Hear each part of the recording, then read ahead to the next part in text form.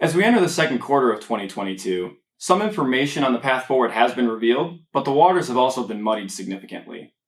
The commodity-heavy nature of Russia and Ukraine's economies are serving to disrupt already disrupted supply chains, most notably in the semiconductor space. There are increasingly tough comparisons from an inflation perspective as we approach the back half of 2022, which to us points to some level of natural moderation, but the Fed will be walking a tightrope to ensure that they can tamp down inflation without sacrificing underlying economic growth. We're seeing some warning signs, such as slower economic growth in the future, tightening treasury spreads, but overall we remain constructive.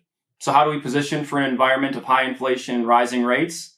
In fixed income, the low duration and floating rate nature of bank loans can add value to the fixed income side of the book. In equities, we think focusing on profitability will be paramount, especially as companies continue to feel the pinch of inflation. We don't have a crystal ball, but we have identified potential outcomes for the path forward and how to position portfolios accordingly.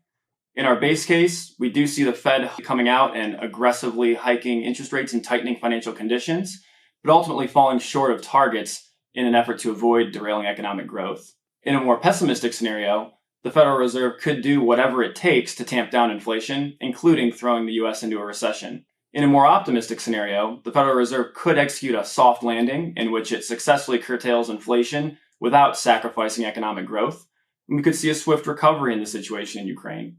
For more detailed information on each of these topics, you can click through the videos below, or you can download the full report in the PDF at the bottom of this page.